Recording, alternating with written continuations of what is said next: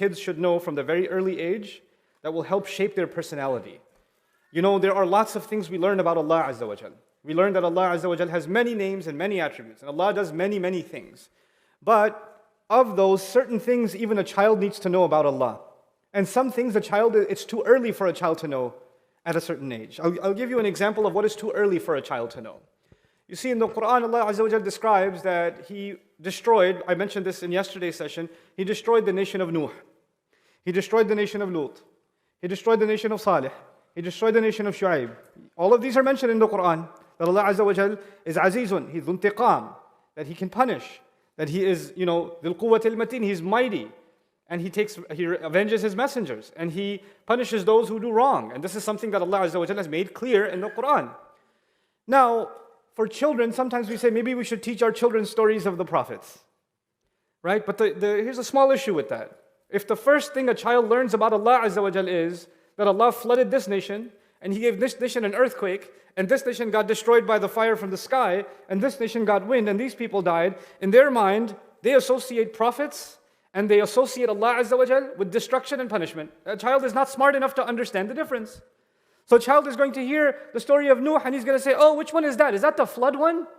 Or which one is that the earthquake one? Or how did Allah kill those ones? So in their mind, whether we think we're doing something good, we're teaching them stories of the prophets, alayhimu salatu wasalam, where they're learning about the messengers, they're learning about Allah. That's a good thing. But here's the challenge. There's age appropriateness. There's an age appropriateness. You see, think about it from this point of view. Allah Azza wa Jal revealed the stories of these prophets in Makkah, most of them. When the Prophet was where? In Makkah, sallallahu alayhi wasallam. And in Makkah, he was dealing with Quraysh. And the Quraysh were acting like Fir'aun. And the Quraysh were acting like the people of Nuh. And the Quraysh were acting like the people of Salih and the people of Shu'aib. So Allah gave them these stories to tell them, you are behaving like these people. فَإِن كَذَّبُوكَ فَقَدْ كُذِّبَ رُسُلٌ مِّن قَبْلِكَ. If they're calling you a liar, other messengers were called liars before you, and here are their stories. So the point of giving those stories was, you are heading down the same path of destruction as these other nations. Don't go down that road. Our children are definitely not like the Quraysh. They're not heading down the path of destruction. So they don't need the warning and the threat at that early age. As a matter of fact, children are creatures of Jannah. And a creature of Jannah doesn't need to be given the fear of Allah, they need to be given the love of Allah, an appreciation of Allah, gratitude to Allah, awareness of Allah, but not the fear of Allah. And what we do with our children so many times when we introduce them to Allah is the first thing we teach them is how to fear Allah. And that's unfair to a child.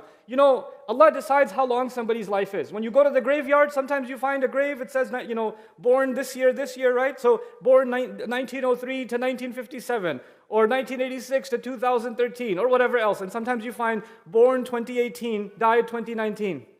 Sometimes you see born 2010, died 2019, 8 years old, 6 years old, 5 years old. Those children, when they die, there's no questioning for them. These are creatures of heaven. They had no reason to fear Allah because Allah made them on the fitrah. And they were not questionable yet. They hadn't reached the age where Allah will question them for their behavior yet. So if Allah won't even scare them yet, why are we scaring them? You understand? And if we do that early on, then they get a distorted picture of who Allah Azza wa Jal is. That Allah is a punisher. And sometimes parents do very destructive things. Sometimes parents say things like, don't eat those cookies, Allah will be very angry. I can guarantee you, Allah will not be angry, you will be angry. And when judgment day comes, Allah will not ask that child, why did you eat those cookies? It made me, that's not going to happen. But you know what, that's commonly parents do this very easily. Allah will be very upset, be afraid of Allah. It's okay to say, I'll be upset. You don't have to drag Allah into it. And we don't control Allah's anger. We're not in charge of deciding who Allah is angry with and who Allah is merciful with. We shouldn't be doing that in any conversation anyway. Not with anyone, especially not with our children.